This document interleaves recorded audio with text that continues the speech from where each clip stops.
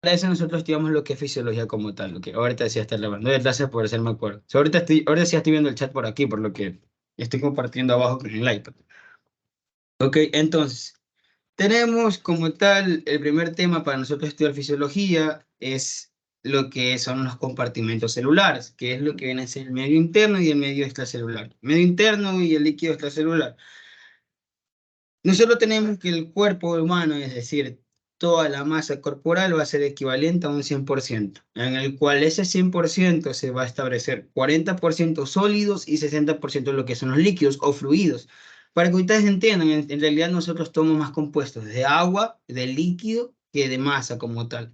Entonces ese 40% que es sólido va a corresponder a lo que son huesos. Un chancecito, porque tienen mi sopa.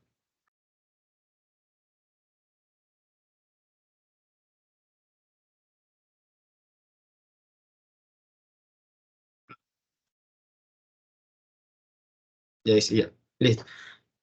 Este 40% que nosotros tenemos aquí va a corresponder a lo que son huesos, va a corresponder a lo que son músculos, va a corresponder a lo que son los tejidos, etcétera. A este 40% de sólidos corresponde esto. Y al 60% que tenemos acá, a eso se va a corresponder a lo que es el agua, va a corresponder a lo que son los solutos, etcétera, etcétera, etcétera. Entonces, cuando nosotros estudiamos los compartimentos corporales y los líquidos corporales, nosotros nos vamos a enfocar en este 60% como tal. En este 60% nos vamos a enfocar nosotros. ¿Qué tenemos que saber acerca de este 60%? Que 2/3 de este 60%, es decir, el 40%, va a equivaler a lo que es el líquido intracelular. ¿Ok?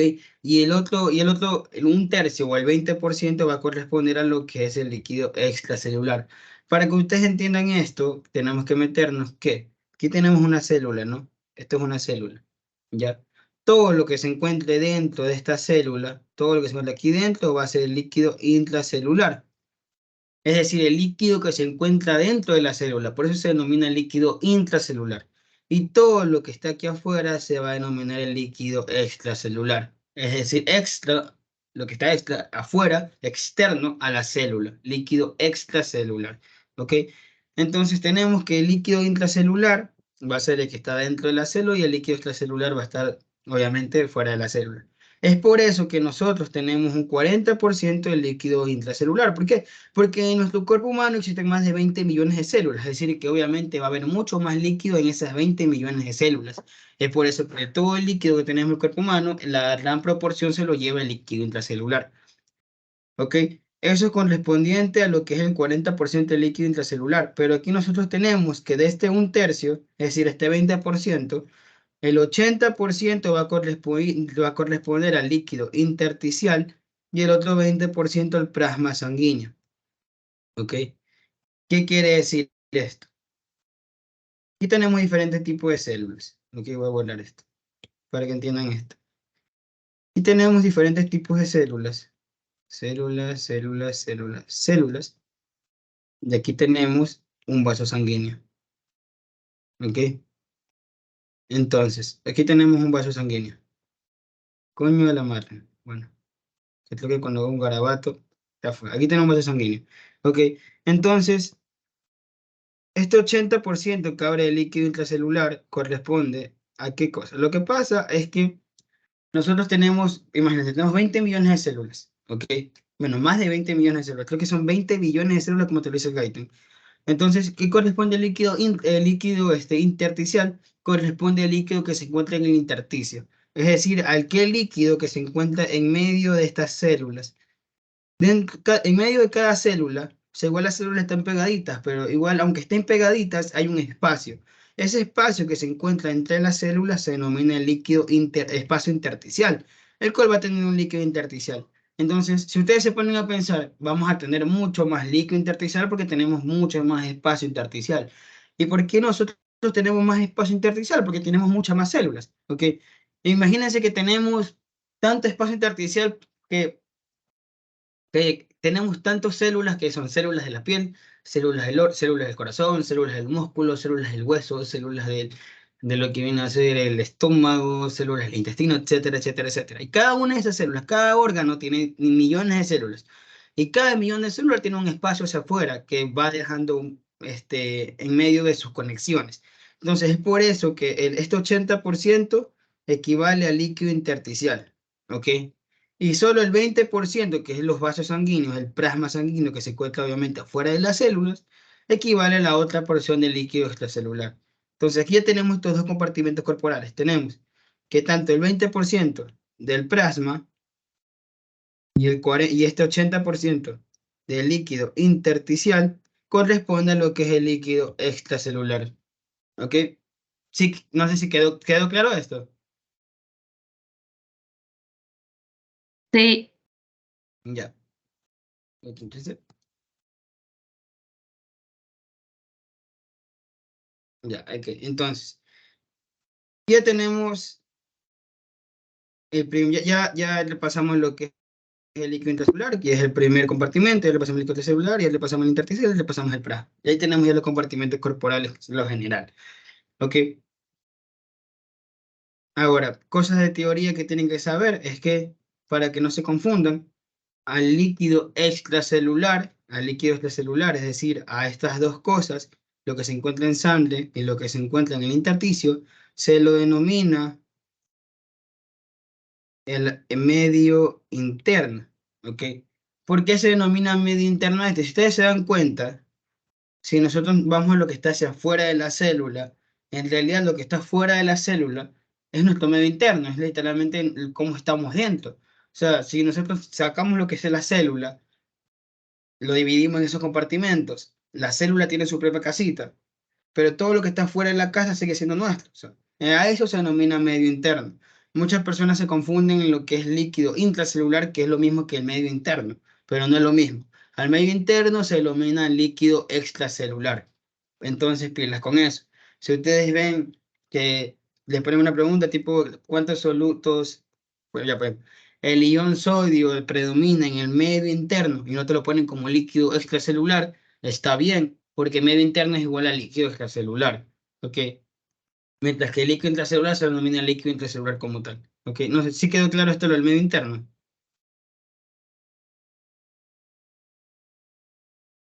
Sí, sí quedó claro, sí. Ya. Sí. Entonces, ya explicado esto de los compartimentos, prácticamente eso es todos los compartimentos. Tenemos que ir a lo que son los iones. Estos compartimentos van a tener iones, van a tener protones y cationes, va a tener diferentes tipos de solutos y cada soluto va a reinar en cada uno de estos compartimentos. O sea, van a haber solutos que obviamente va a estar en una gran proporción en un líquido extracelular, es decir, afuera de la célula, y va a haber una proporción de iones que van a estar dentro de la célula. Esto es importantísimo, ¿por qué? Porque gracias a esto es que se dan los cambios del potencial de membrana, que lo vamos a estudiar más adelante. ¿Qué es lo que tienen que estudiar? Tienen que estudiar esta tabla que está aquí, que da un poquito de pereza, pero sí es importante que, por ejemplo, tengan una idea al menos de que el sodio va a reinar más afuera, es decir, en el extracelular, que el potasio va a ser en cambio en el líquido intracelular, bueno, perdón, en el espacio intracelular, o líquido intracelular, espacio líquido es lo mismo, ¿ok? Y que también el cloro va a ser mucho más prominente en lo que, uy, coño, el cloro va a ser mucho más prominente en lo que es en el líquido extracelular. Aquí tenemos una imagen, un esquema del Guyton, creo que es, donde nos enseña, por así decirlo, los cationes, que son lo que está positivo, aniones lo que está negativo, y tenemos, por ejemplo, que un sodio que es positivo está más en el extra, y si lo comparamos con el potasio, miren que el potasio está muy poquito aquí en el extra, pero hay demasiado en el intra.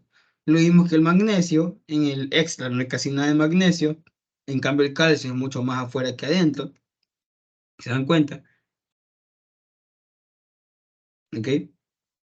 El LIT significa intersticio, el LIC, el líquido intracelular, por eso, para que no se confundan. ¿Ok? En cambio el calcio, en cambio, es más prominente en el extra.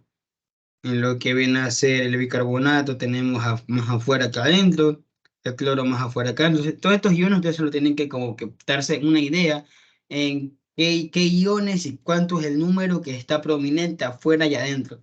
¿Ok? Aquí hay otra tablita en donde los cuales yo les puedo decir que se lo deberán tipo aprender los números como tal. Va a ser el sodio, el potasio, el calcio, el magnesio, el cloro. Son los 5 iones más importantes. Porque gracias a que nosotros nos aprendamos estos valores, vamos a poder decir lo siguiente. Cuando a una persona se le dice que está baja de potasio, baja de calcio, etcétera, se lo habla sobre, obviamente, lo que está en la sangre. Y si hablamos en la sangre, ¿qué espacio sería? ¿Qué compartimento sería? ¿Extra o intracelular?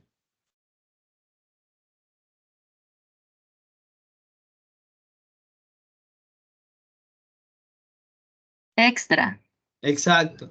Entonces, Extra. nosotros sabiendo tipo cuánto es el número que hay a nivel extracelular, nosotros vamos a poder decir si una paciente, cuando veamos un examen de sangre, si nos salga los solutos, nos salga todos estos iones, vamos a poder saber si está hiponatrémica, hipernatrémica, hipopotasémica, hiperpotasémica, si está con hipercalcemia o con una hipocalcemia, etcétera, etcétera, etcétera. Por ejemplo, si en nuestro examen de sangre nos sale que la paciente tiene solamente 120 de sodio, eso quiere decir que está abajo de lo que viene a ser el límite.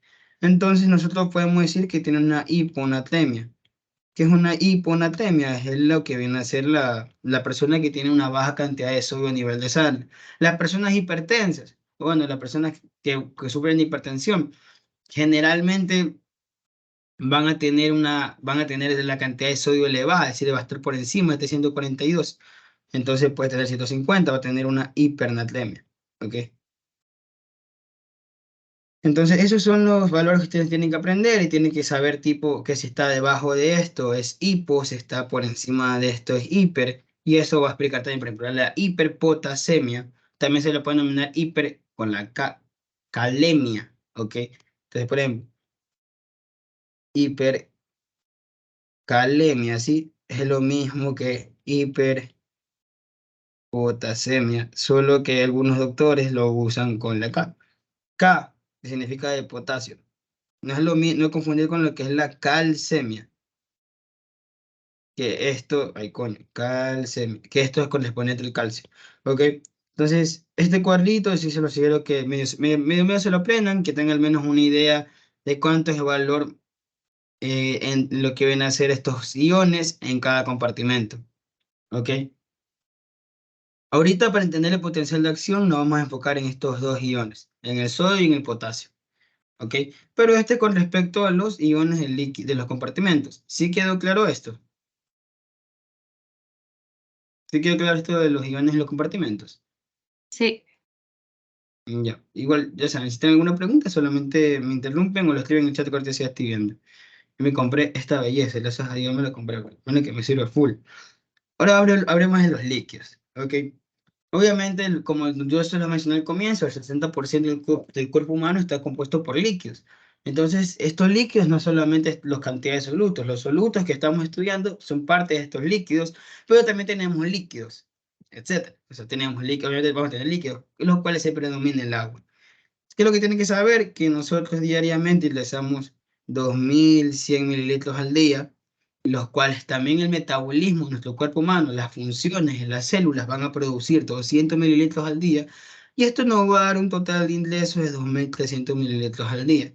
O sea, este será nuestro total de ingresos de líquido que nosotros tenemos dentro de lo que viene a ser el cuerpo humano. Obviamente, por si acaso, estos números de líquidos va a variar dependiendo de la persona, porque no es lo mismo una persona que toma poca agua y está acostumbrada a tomar poca agua, a una persona que hace deporte y toma agua todo el día, literalmente más de 5 veces al día. Entonces, este número va a variar dependiendo de lo que es de cómo es la persona, pero este es el número que sale en el libro. Y los egresos, ¿qué quiere decir los egresos? Quiere decir la salida de líquido. Y vamos a tener que nosotros vamos a perder de 150 mililitros al día en lo que viene a ser la piel. Vamos a perder, pero, perdón, ¿qué quiere decir en la piel? Pero cosas insensibles. No es lo mismo que el sudor, son partes del proceso de la piel, tanto para humedecerla, etcétera. Son cosas insensibles, son cosas que nosotros no controlamos. De esas funciones, 350 mililitros se pierden al día. También, por ejemplo, en el pulmón, por si acaso, en cada respiración que nosotros hacemos, nosotros transformamos las moléculas de agua en un poco de vapor. Esa misma respiración, esa misma exhalación, nos hace perder agua diariamente. Entonces aquí tenemos 350 mililitros al día que perdemos también a nivel respiratorio, es decir, a nivel pulmonar. 100 mililitros al día perdemos sudando, 100 mililitros al día perdemos en las heces, 1400 mililitros al día perdemos en la orina y eso nos da un total de pérdidas lo mismo. El número de pérdidas tiene que ser el mismo número de ingresos. Vuelvo y repito, obviamente este número puede variar dependiendo si la persona no toma mucha agua y tiene mucho más ingreso que ingreso, está propensa a tener una deshidratación. En cambio, una persona que tiene más ingresos que egresos, es decir, consume más agua pero elimina menos, está más prominencia a tener cambios electrolíticos durante el día. ¿Ok? Pero esto para que entiendan un poco los líquidos. Cosa importante que tienen que saber, obviamente el sistema urinario va a ser el sistema más importante de eliminación de líquidos. El sistema urinario va a ser el más importante, mientras que nosotros por el sistema digestivo es donde nosotros vamos a, por así decirlo, ingerir más agua. El término ingerir agua está mal, pero para que lo entiendan. También, pero también a nivel digestivo nosotros también perdemos agua a nivel de las heces. Cuando una persona tiene diarrea, es principalmente los niños, cuando tienen diarrea se los trata lo más rápido posible porque están sustentos a deshidratarse, debido a que por las heces también pierden agua. Entonces, una persona que tiene mucha diarrea y no ha sido controlada y no se la ha controlado, está propenso a deshidratarse. ¿Por qué? Porque ustedes se dan cuenta, en las heces perdemos muy poca, pero imagínense que en una diarrea crónica nosotros perdamos también 1000 mililitros, 1000 miligramos al día. Eso sería como, no sé, no será 2300 porque ya tenemos aquí 100, sino que será 2200, ¿ok? Entonces, ya, claro, 3200, viva las matemáticas. Entonces sería, obviamente, más prominente a tener más egresos que ingresos, ¿ok? Entonces, esto es con respecto a los líquidos que tenemos en lo que viene a ser cada compartimento, los líquidos del cuerpo humano. En realidad no es tan difícil, es solamente aprendérselos, más bien entender estos valores y entender qué partes se pierden. No sé si quedó claro esto. Esto de los líquidos. Sí, Sí. ya. Ahora vámonos con lo que es el potencial de membrana, que es el primer paso para entender el potencial de acción. Ahorita que ya entendimos lo que vienen a ser los compartimentos, ya entendemos lo que viene a ser esto, lo de los potenciales de membrana. ¿Qué son los potenciales de membrana? Los potenciales de membrana no es nada más que esa carga eléctrica, esa carga que tenemos, que tanto que pueda ser positiva o negativa, en cada lado de un compartimento, dependiendo de los iones que se encuentren. Tenemos que acordarnos que la célula tiene una membrana fosfolipídica. Entonces, todo esto es la membrana celular. Esta membrana celular nos va a dar una división entre lo que está fuera de la célula, que es lo que tenemos acá a este lado, que es el líquido extracelular, y también lo que tenemos dentro de la célula, que es el líquido intracelular. Es decir, que todo lo que está acá va a ser dentro de la célula, y todo lo que está acá va a ser fuera de la célula. ¿Ok? Entonces, ¿qué es lo que vamos a tener? Si ustedes se acuerdan, yo les mencioné que dentro de la célula es más prominente el potasio. ¿El potasio qué es? Es positivo. ¿Ok? Entonces aquí tenemos más potasio dentro de la célula. Estos iones están más a tenderse a viajar por una difusión simple. Acuérdense, ¿qué es difusión simple? Es ese transporte, ese mecanismo que tenemos nosotros en las células para transportar iones de un lado a otro, de mayor concentración a menor concentración. Acuérdense que difusión simple es sin energía. Entonces, si es sin energía, va a ir a favor del gradiente de concentración. ¿Qué quiere decir a favor del gradiente de concentración? Pongamos aquí una barrera y digamos que aquí tenemos más potasio y acá hay menos potasio. Entonces, como aquí hay menos y acá hay más potasio, y ya estoy diciendo que va a difusión simple, dependiendo de la permeabilidad de la membrana, si este ion es permeable a los iones de potasio, es decir, que va a dejar pasar los iones de potasio, obviamente los iones de potasio van a ir de donde hay más a donde hay menos. A eso se denomina que va a favor del gradiente de concentración. ¿Por qué? Porque aquí no se gasta energía, porque el mismo ion iría de aquí para acá, de aquí para acá, debido a que hay más o menos, debido del más al menos.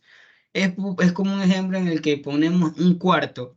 En un cuarto solo hay una persona, pero en el otro cuarto hay 8 personas. ¿A dónde van a ir las personas? Obviamente las personas van a ir al cuarto donde hay una, para poder nosotros mantener un equilibrio, para que hayan 4 en un cuarto y 4 en el otro. Obviamente va a ser más fácil para las personas que son 8, van a ir al cuarto donde hay menos, debido a que ese es el gradiente, de mayor a menor. ¿Ok?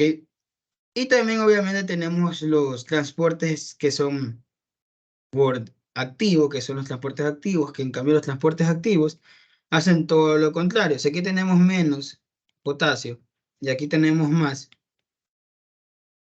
Por medio de energía, que es el ATP, vamos a hacer que de aquí, de menor, vayan a mayor. Obviamente va a ser mucho más difícil meter 2 personas más al cuarto donde hay 8 personas. ¿Se lo puedes meter? Sí se los puede meter, pero obviamente va a ser más difícil, es decir, vas a necesitar más trabajo. Lo mismo pasa con la célula. Si tenemos menos iones y los queremos meter a un compartimento que hay más iones, vamos a tener que gastar energía. ¿Por qué? Porque está en contra del gradiente de concentración. ¿Sí quedó claro eso? Sí.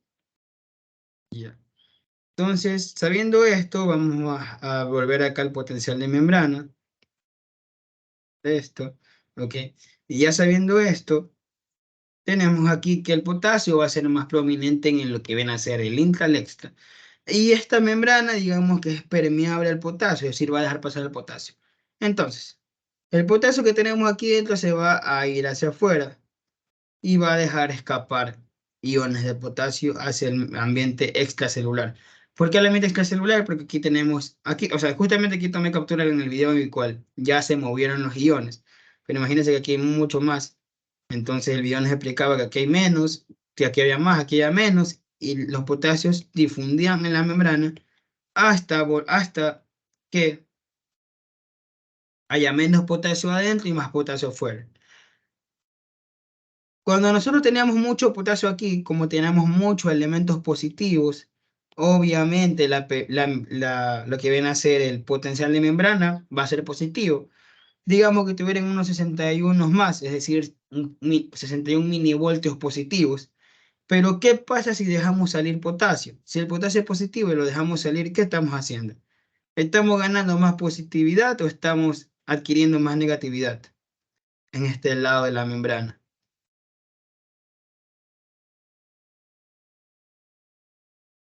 Si lo que es positivo sale. Más electronegatividad. Exacto, estamos adquiriendo más electronegatividad. ¿Por qué? Porque estamos permitiendo que lo positivo salga. Y si lo positivo sale, se hace menos negativo. Solo hay dos formas en lo que podemos hacer negativo una membrana. Y va a ser sacando lo positivo, porque si sacamos lo positivo vamos a tener menos positivo, o metiendo dentro de la membrana cosas negativas, para que haya más cosas negativas que lo positivo. ¿Ok? Entonces, eso va a ser que cambien los potenciales de membrana. En otras palabras, ¿qué son los potenciales de membrana? Es prácticamente el potencial o el valor eléctrico que tenemos en un lado de un compartimento, en un lado de una membrana, y eso va a ser mediado por los solutos, ¿ok? Lo mismo pasaría aquí, digamos que nosotros tengamos aquí un potencial de membrana, y aquí nosotros tengamos, en cambio, vamos a hacerlo con el sodio. Entonces esto va a ser permeable al sodio. Entonces, obviamente va a haber mucho más sodio afuera, ¿no? ¿Por qué? Porque el sodio predomina en el ambiente extracelular. Y aquí tenemos poco. Entonces, ¿qué es lo que va a pasar? Este sodio va a entrar a la célula y digamos aquí tenemos aquí tenemos menos 91 milivoltios. Pero como este sodio entra a la célula, vamos a tener ahora más sodios, porque va a ir de mayor a menor. Y como tenemos mucho más sodio, este potencial de membrana, que antes era menos 91 milivoltios, ¿qué es lo que va a hacer? Se va a hacer más positivo. Y ahora el potencial de membrana va a ser más 61 milivoltios. ¿Ok? ¿Sí, sí se quedó claro eso?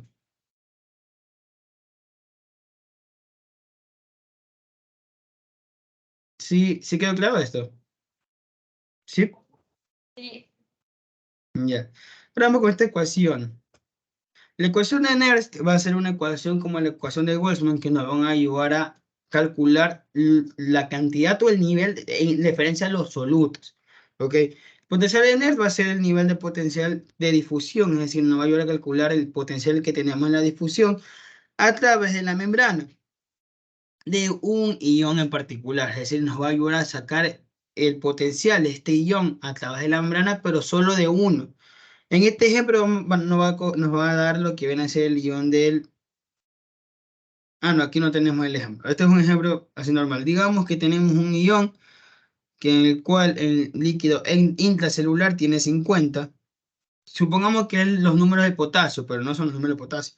Entonces aquí tenemos, digamos que dentro de la célula tenemos 50 de potasio. Entonces aquí ponemos el 50, en C1 ponemos 50. De aquí tenemos que abajo sería líquido extracelular y digamos que solamente tiene 5. Entonces acuérdense, 50 dividido para 5, aquí tenemos 10 y aquí tenemos 1. Y estos números nunca cambian, que es la fuerza electromotriz, esto nunca cambia. Y la Z es la carga eléctrica del ion. ¿Qué es la carga eléctrica del ion? Acuérdense, si el potasio viene a ser positivo, entonces aquí solo ponemos 1 y ponemos más. Por eso quita el 1 y el más, porque el potasio es positivo. Si fuera de, por ejemplo, no sé, de cloro, sería 1 menos. ¿Por qué? Porque el cloro es negativo. ¿Ok? Entonces aquí tenemos 61 menos 61 por logaritmo de 10, que es lo que queda aquí. Y esto nos sale al final menos 61, que es la fuerza electromotriz milivoltios. Tienen que estar pendientes a esto. ¿Cómo sabemos si aquí empezamos con positivo o con negativo? ¿Por qué? Porque si el positivo es positivo si el ion que va a difundirse es negativo. Por ejemplo, el cloro. Entonces, si aquí, bueno, mira, aquí están haciendo con el cloro, no me he dado cuenta. Entonces, por ejemplo, el cloro es negativo, entonces esto que está aquí viene a ser positivo. Pero si el ion es positivo, por ejemplo, si fuera un sodio o si fuera un potasio, empezaríamos aquí con negativo. ¿Ok? No, sí lo hicieron bien, ve. Por eso es negativo acá. Mira, ve. Porque el potasio es positivo y como es positivo, acá está negativo. ¿Ok? Si se quedó claro este el potencial de Nernst. En otras palabras, el potencial de Nernst sirve para medir la fuerza electromotriz del ion, es decir, la fuerza que tiene el ion para poder difundir en la membrana, pero solamente de un ion. ¿Ok? Por ejemplo, acá se lo hacen con lo que es el potasio. ¿Cuánto tenemos a nivel intracelular el potasio? 140. Entonces tenemos 140. ¿Cuánto tenemos a nivel extracelular? 4. Tenemos 4 aquí. ¿Cómo sé si esto es positivo o negativo? Porque si el ion que estamos calculando es positivo, esto va a ser negativo. Le ponen el menos aquí. Aquí siempre va el más 1. Parece que siempre va el más 1. Ponemos 61. Logaritmo, tenemos que hacer esta división. 140 dividido para 4 da 35. Esto es con calculadora, ponemos 60 menos 61 por logaritmo de 35, te sale esto, menos 94 milivoltios, que es justamente el nivel de potencial de difusión el cual se va a oponer a este ion. ¿Ok? Si se dan cuenta, esto es pura fórmula.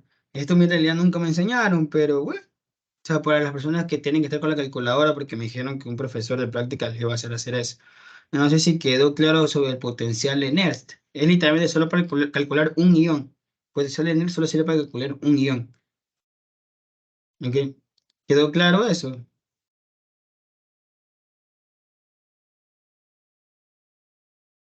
Sí. No. Sí. Ya. Ahora el potencial de Boltzmann nos va a ayudar para calcular potencial, pero de diferentes iones. En realidad, este potencial sirve como para poder calcular la permeabilidad de toda la membrana en total, pero a diferentes iones, específicamente el del sodio, el del potasio y el del cloro. Esta sí es una ecuación larguísima, que es prácticamente lo mismo que la anterior, solo que aquí siempre va a ser menos 61. Y de ahí van a tener que el logaritmo, van a tener que poner. Coño la madre, recuerda.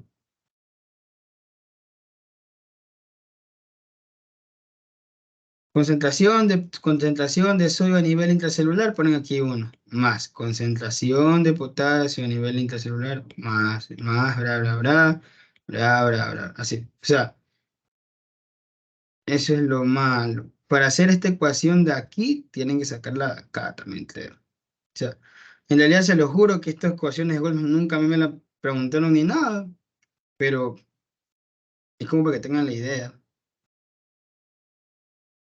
Los puntos claves de cada una de estas ecuaciones van a ser los siguientes, que los iones de sodio, potasio y cloro son los iones más involucrados en el desarrollo de potenciales en la membrana.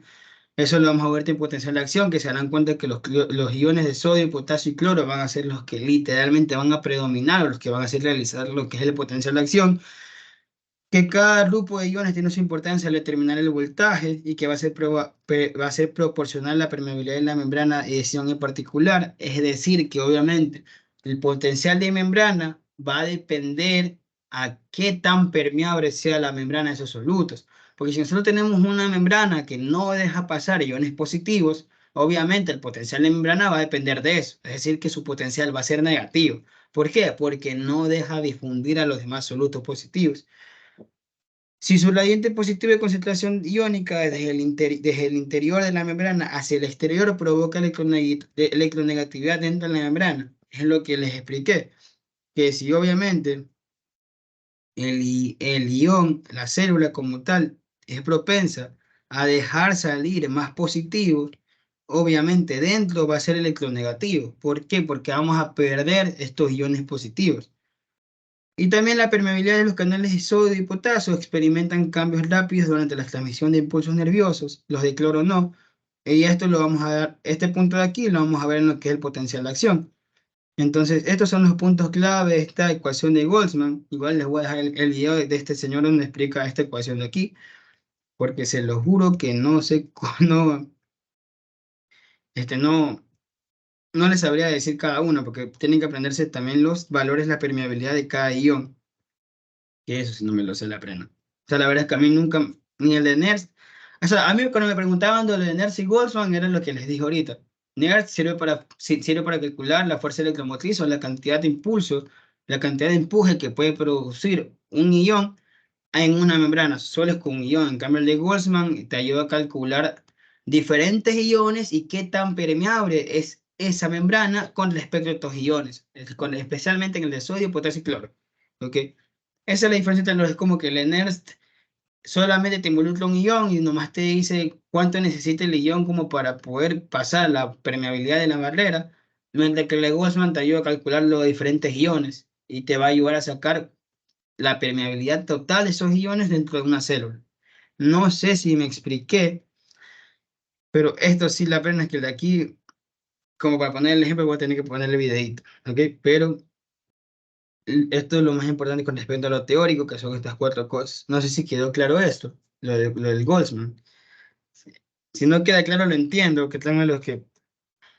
Mira, feo esta ecuación de Boltzmann. La de NERSC es más fácil. También cosas importantes que la de NERSC la usan más para en los estudios de laboratorio, para nosotros poder saber la permeabilidad, qué tan permeable es la membrana a este ion. En cambio, el de Boltzmann se lo usa también más en los laboratorios, pero se lo usa más para saber qué tan permeable es la membrana en total. ¿Ok? Eso es todo lo que puedo decir acerca de estas dos ecuaciones. No sé si tienen alguna duda, sino para seguir el potencial de acción.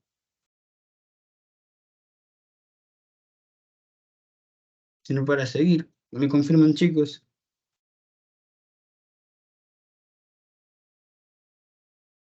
Ya. Dentro del tema de potencial de acción y reposo, tenemos que saber dos cosas. ¿Qué es potencial en reposo y qué es potencial de acción? El potencial en reposo va a ser ese momento en el que la célula está en reposo. Pero no quiero que entiendan que cuando digamos que la célula está en reposo, quiere decir que no sirve, o sea, que no funciona para nada. Cuando una célula está en reposo, está funcionando, no está muerta. Lo que pasa es que no está apta para transmitir señales. A mí en tercero el doctor Ferretti me explicó súper bien que el potencial en reposo significa justamente el momento en el que la célula ejerce sus funciones, sí puede seguir funcionando, pero lo único que no hace es transmitir señales, no transmite la acción. Es imposible transmitir una acción. ¿Ok? Este potencial en reposo, como para que lo entiendan, aquí tenemos un poste de luz, aquí tenemos otro poste de luz y aquí tenemos otro poste de luz. Digamos que los tres están funcionando correctamente y obviamente están conectados con los cables. ¿Qué pasa si la luz se va? Si ya no hay luz, obviamente esta luz que se transmitía por aquí no va a haber. Pero eso no quiere decir que los postes están dañados. Me explico, los postes pueden seguir funcionando, solo que no hay luz. Es lo mismo que te explica el potencial de membrana de reposo. Las células están bien, las células pueden ejercer sus funciones, pero como no les llega el potencial de acción, no pueden hacer nada. Entonces, como para que entiendan, el potencial de acción es literalmente la verdadera transmisión de señales de una célula a otra para poder ejercer sus funciones. Si no hay potencial de acción, nosotros no vamos a poder, las células no van a poder saber qué hacer. A eso se le denomina potencial en reposo, a ese momento en el cual las células no pueden transmitir ni ejercer ninguna acción debido a que no tienen esa información. ¿Sí me expliqué la definición de potencial en reposo?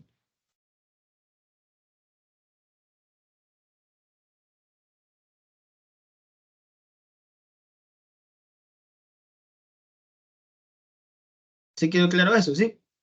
Ya, listo. De nuevo, por fin. Ok. Potencial en reposo quiere decir el momento en el que la célula está en reposo. O sea, literalmente el término lo dice, está en reposo. Por eso no quiere decir que la célula esté dañada o que la célula no funcione. Puedo poner el ejemplo de los postes de luz. Tenemos un poste de luz, aquí tenemos un poste de luz y aquí tenemos un poste de luz. Y estos están conectados con, obviamente, un cable. Y obviamente aquí tenemos los focos. Qué Picasso que soy, bro. Ahí están prendidos, ¿no? Pero ¿qué pasa si se va la luz? Si la luz se va, obviamente estos focos se van a apagar. Pero eso no quiere decir que los postes de luz estén dañados. Simplemente no hay luz. O sea, cuando vuelva la luz, los postes van a seguir trabajando. A eso se refiere potencial de reposo. Es el momento en el cual su membrana está en un periodo de electronegatividad, está en un periodo eléctrico, el cual no le deja ni transmitir señales, ni tampoco le deja ejecutar señales. Es como que si nos cortaran todo el sistema nervioso. Es por eso que el potencial de acción se dice que es el verdadero mensajero de nuestro sistema nervioso para poder mandar señales a otras células. ¿Me explico? Entonces, a esto se denomina potencial en reposo. No sé si quedó un poco más claro. Rosa. Sí, gracias. Ya, listo. Entonces, cosas importantes que tienen que saber para cuáles son los tres mecanismos que te dejan o que dirigen este potencial en reposo, que mantienen esta electronegatividad de reposo, va a ser la solución o la difusión de potasio del intra al extracelular. Esta es una. La segunda va a ser la entrada de sodio hacia el ambiente intracelular. Este va a ser 2. Y ahí también va a ser la bomba sodio-potasio ATPasa. Sodio-potasio ATPasa. Y esta va a ser la número 3. Estos son los tres mecanismos que te ayudan a mantener este potencial en reposo. La entrada de sodio, la salida de potasio y la bomba sodio-potasio ATPasa, que te ayuda a sacar 3 sodios y meter 2 potasios. ¿Ok? Término este de la bomba sodio-potasio, para nunca confundirme, lo que yo hacía era decir que yo entraba con 2 ceros y salía con 3 ceros a la clase. ¿Por qué? Porque te mete 2 potasios y te saca 3 sodios. Pilas con eso, porque a veces me preguntan como que tipo la bomba sodio-potasio ATPasa mete 2 sodios a nivel extracelular y saca 3 potasio a nivel intracelular, o sea, mete a 3 potasios a nivel intracelular. Está mal porque en realidad es 2 potasios al intra y 3 sodios al extra. Entonces, a veces varían esos términos y te dejan confundido. Así que siempre trábenselo así, que a pesar de que te pongan que si sacan o meten, porque a veces te dicen, te cambian, te ponen el sacan y meten, pero te lo ponen invertido. Siempre trábense esto, si la respuesta te dice que manda 3 sodios al extra y 2 potasios al intra, esa es la respuesta. Siempre trábense esto con respecto a la bomba sodio-potasio TPase. ¿Ok? Entonces, estos son los tres mecanismos que nos van a ayudar a nosotros mantener esta electronegatividad. ¿Ok? ¿Sí quedó claro eso? Los tres mecanismos que te ayudan a mantener este potencial en reposo. Voy, repito, es salida de potasio, la entrada de sodio. Bueno, voy a un poquito más, como mejores términos. Sacar potasio al extracelular, meter sodio al intracelular y la bomba sodio-potasio TPase. Esos son los tres mecanismos que te dirigen el potencial en reposo. ¿Quedó claro? ¿Sí quedó claro eso? ¿Sí? ¿Sí todo bien? Sí. Ya. Ahora vamos al potencial de acción. Bueno, como ya les mencioné, el potencial de acción es literalmente la verdadera transmisión de señales. Gracias a este potencial de acción es que nosotros podemos mandar estas señales, cumplir nuestras funciones, etc. ¿Cómo se da lo que es el potencial de acción? Se lo voy a dar por medio de este gráfico que se les explica. Y es una... Uy, perdón. Dime, Natalia. Tengo una duda. En el potencial de membrana en reposo, la membrana es electronegativa o Sí, electropositiva. electronegativa. El potencial en reposo de una célula es menos 90 milivoltios. Pero hay una excepción, unas células nerviosas, no todas, solo unas células que se denominan las células o motoneuronas o las células motoras de la médula espinal, son las únicas células que van a tener un potencial de membrana en menos 60 milivoltios. ¿Ok? Tienen un poquito de sentido y se los voy a explicar ahorita, ¿ok? Pero sí, en todas las células menos 90 milivoltios, menos en las que te dije, que son las motoneuronas de la médula espinal o las células motoras de la médula espinal. ¿Ok?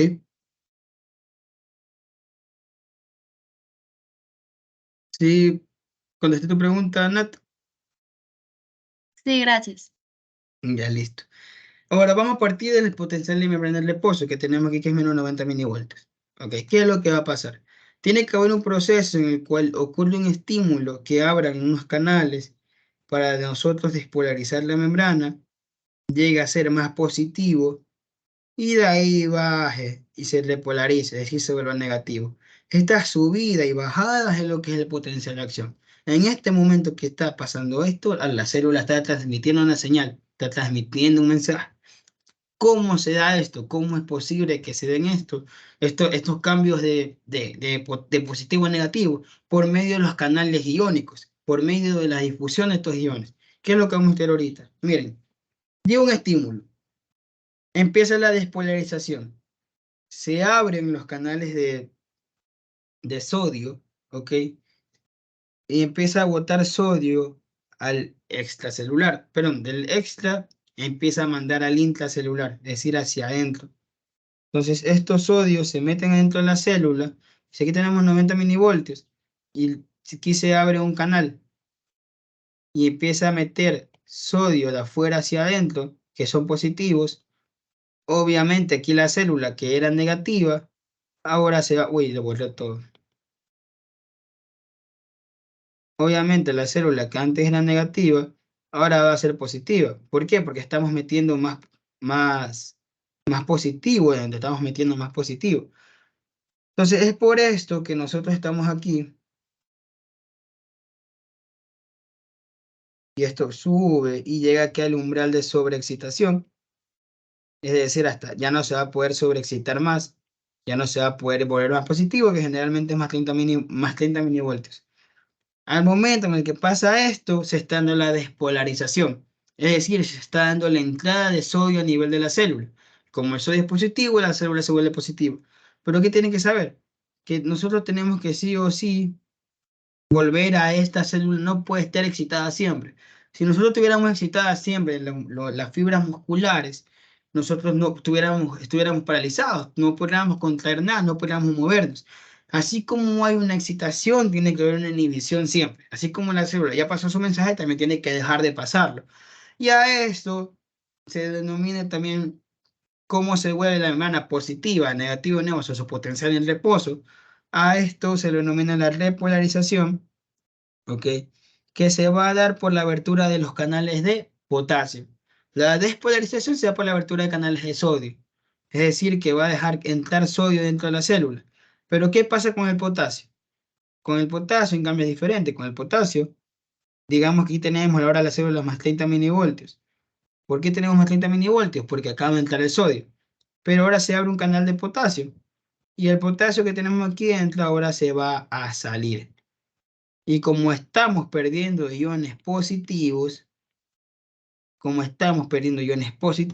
esto se vuelve menos positivo y se vuelve negativo, hasta llegar al punto en el que ya se queda en menos 90 milivoltios. Entonces, este pico nuevo baja, ¿por qué? Estamos bajando porque estamos perdiendo positivo, estamos haciendo una hora negativo. A este proceso se denomina despolarización. En otras palabras, la despolarización, ¿por qué se da? Por la apertura de los canales de sodio que permiten meter sodio dentro de la célula.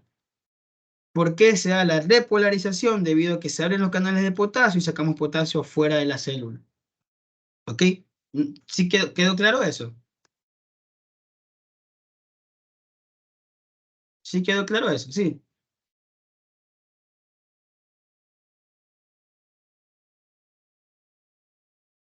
Sí.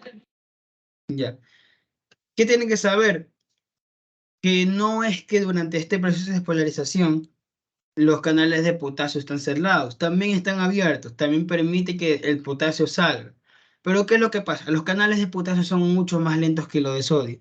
Entonces, es por eso que el momento en el que los canales de potasio se abren, por más potasio que salga, se dan cuenta que se está despolarizando, pero igual sale potasio. Esto se debe a que los canales de potasio son más lentos. Entonces, cuando se cierran los canales de sodio, sigue sacando iones, sigue sacando potasio. Y como los canales de potasio son lentos, a veces se demoran en cerrar mucho. Y esto produce a este fenómeno que está aquí, que se denomina hiperpolarización. ¿Ok? ¿Qué quiere decir que hiperpolarización? Que se repolarizó de más. Entonces se hace menos negativo de lo habitual. Ahora, miren este gráfico. Quiero que alguien me diga. Y el que me lo responda le doy un brownie. Solamente me tendrá que escribir para que me haga acuerdo. O sea, me escribo ahorita. Si es que el que responde me lo escribe para ver si para dárselo el lunes, mañana. O cuadramos el día para dárselo. Alcen la mano, por favor. Alguien me dice, y eso que antes dije mal, por si acaso. Alguien me dice de qué tipo de célula estuviéramos hablando viendo esta imagen, viendo este recuadro. ¿Qué tipo de célula estaríamos hablando? Valentina.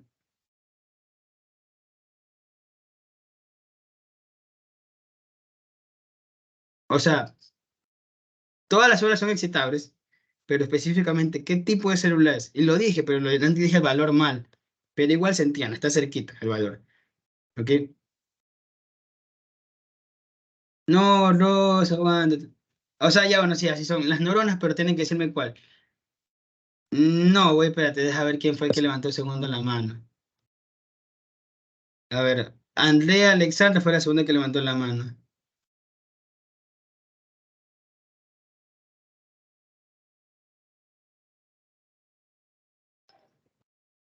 No, chuta.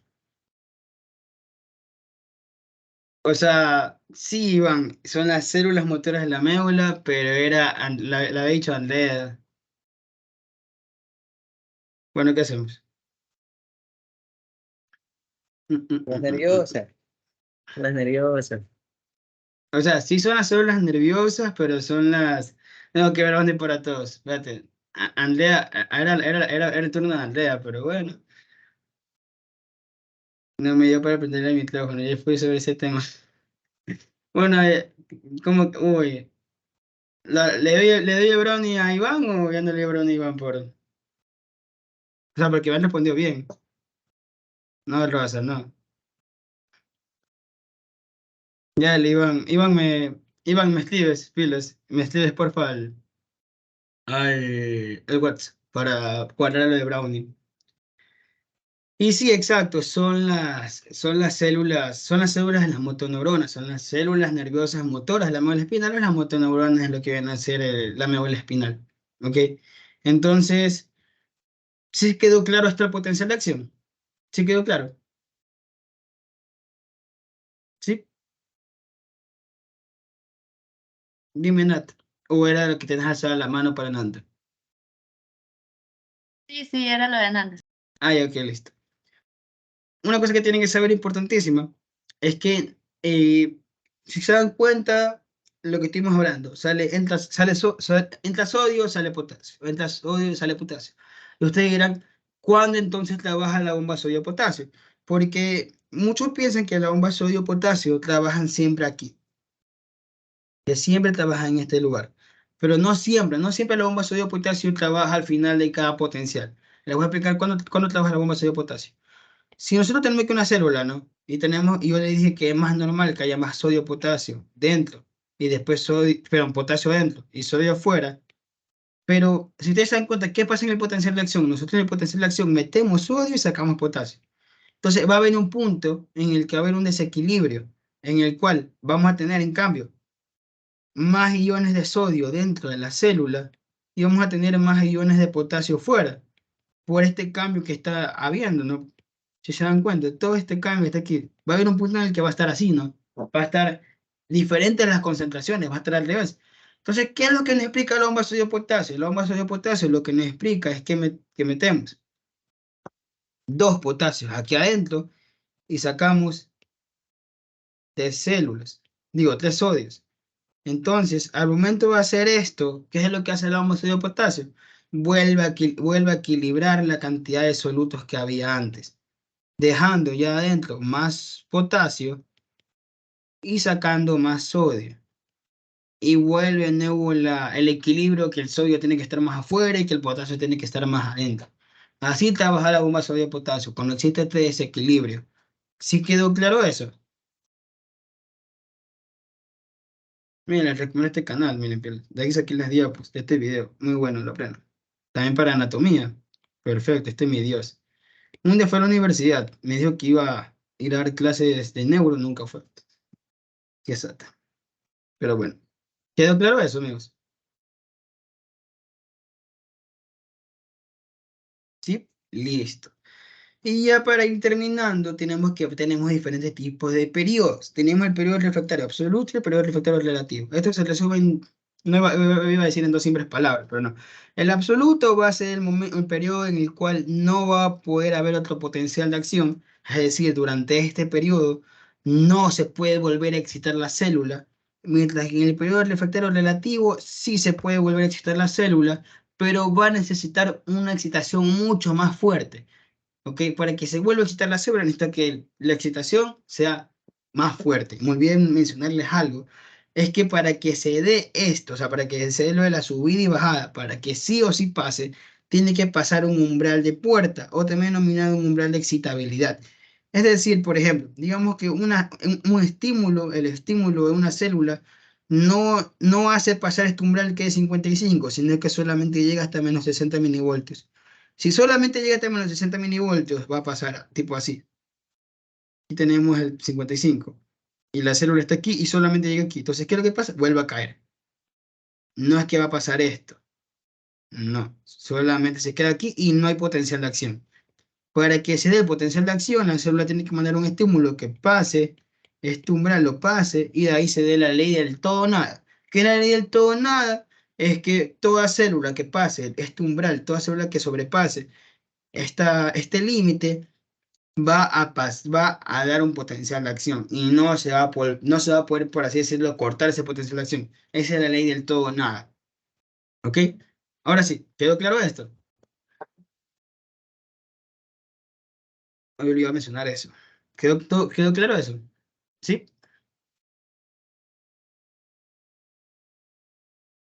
Una forma creo que para coger. Piu.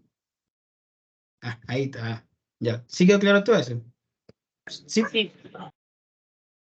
Y listo, ya para terminar.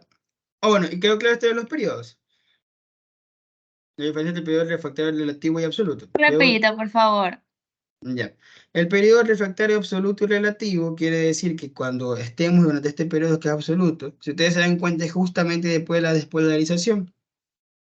Durante este periodo no puede haber otra excitación más, no se puede volver a excitar la célula. Pero durante este periodo refractario relativo, que si ustedes se dan cuenta es justamente en la repolarización, perdón, aquí sí se puede volver a excitar la célula, sí se puede volver a excitar, pero va a necesitar mucha más fuerza. Eso es la fuercita, ¿ok? ¿Sí quedó claro eso? Sí, gracias. Ya. ¿Quedó claro esto, sí? Una cuestión, disculpa. Sí.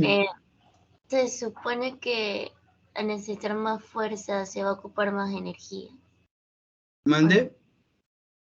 Que en el periodo relativo, si se vuelve a repolarizar, por así decirlo, se Ujú. va a ocupar más energía. Sí, a eso me refería con la fuerza. Más fuerza. Si nosotros queremos volver a excitar a la célula, vamos a necesitar una energía más fuerte del potencial. Porque vamos a necesitar una mayor, o sea, yo le digo mayor fuerza, pero sí se va a necesitar una mayor energía para que sea el potencial de acción. ¿Ok? Sí, gracias. Ya. ¿Alguna otra pregunta, chicos? ¿No? Entonces, ya tenemos aquí esto que tenemos acá, que es el potencial de acción de MZ, ¿ok? El cual, quiero que entiendan algo, es que aquí solamente los que tienen esto, que es aquí, esta meseta, esto que está aquí, que es como que en vez de coger y bajar de una, es como que sube y hace como que esto y baja. O sea, obviamente no hace esto, pero ya, sí me entienden, ¿verdad? Como te digo, uy, ya. A esto se denomina meseta. Y eso solamente se da en el músculo cardíaco. Si ustedes ven un gráfico y tienen la meseta, sí o sí es músculo cardíaco. ¿Y por qué se da esto? Por los canales de calcio, solamente en el músculo cardíaco. Y es debido a los canales rápidos de calcio que se abren. ¿Por qué se abren estos canales de calcio? Para la contracción muscular del miocardio. Si no se abren los canales de calcio, nosotros no tenemos contracción muscular. Entonces, por esto hay que hacer los potenciales de meseta. ¿Ok? Por los canales rápidos de calcio. Los canales rápidos o lentos. Estoy segurísimo que es los canales rápidos de calcio. ¿Ok? Y solamente, si ustedes ya ven un gráfico así con esta meseta que está aquí, ya de una sepan que eso ya estamos hablando de lo que es músculo cardíaco. ¿Ok? ¿Quedó claro este potencial de acción de meseta?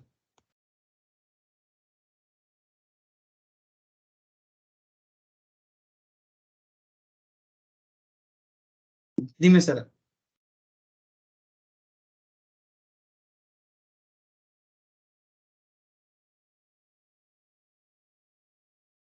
Sara, no les alzate la mano porque al preguntar algo se te alzó sin querer. De verdad, chat.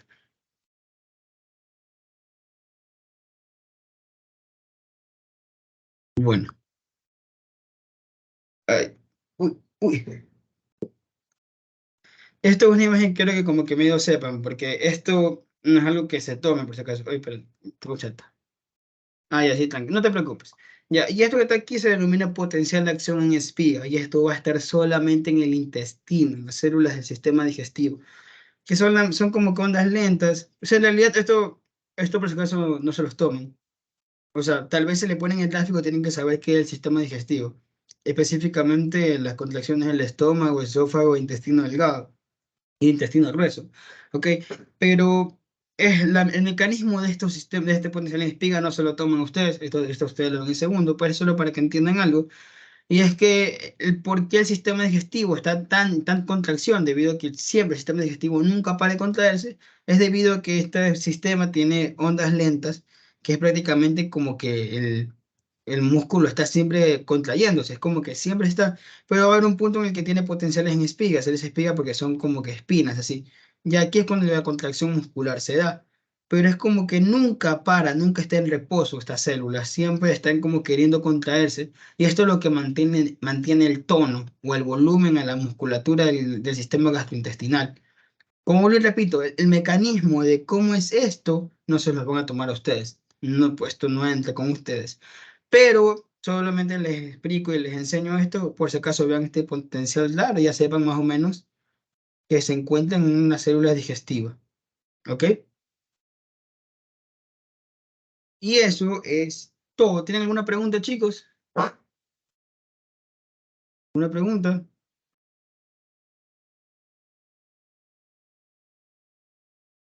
No. Listo. Leo esta frase, continúo estudiando, el cansancio es temporal y la satisfacción es para siempre. Créanme lo que ni nada más satisfactorio que salir una lección y sacar sota, pero eso no significa que si sacan malo, eso está mal. Vuelvo y repito, como siempre he dicho, desde el pre, siempre me lanzo mis frases motivadoras, pero una nota no lo justifica, una nota no representa en realidad lo que son. A veces lo tomo a burla yo, pero siempre es bueno saber de que en esta carrera es normal sacar malas notas, pero es lo difícil no es sacar buenas notas, sino es que lo difícil es levantarse esas malas notas y seguir adelante. Así que chicos, no se desanimen, si esto es lo que les gusta, si esto es lo que quieren, créanme lo que malos ratos vamos a pasar siempre, pero sentiremos los mejores ratos como como una cosa única en este mundo. Si no tienen ninguna pregunta, y si eso ha sido todo, muchachos, y muchas gracias por estar. Recuerden que si tienen alguna duda, alguna pregunta, algo que quieran decir, no duden en escribirnos en los grupos. Siempre vamos a estar para ustedes. Y pilas, muchachos, cuídense. Y cualquier cosa, nos vemos en la noche para la clase de Génesis. Cuídense, tomen su sopita, vayan al almuerzo, si ya almorzaron, los que no almorzaron, vayan al almuerzo, por favor coman, no vayan sin comer a la universidad, se van a desmayar, ya me ha pasado. Así que pilas, muchachos, cuídense, nos vemos después. Gracias.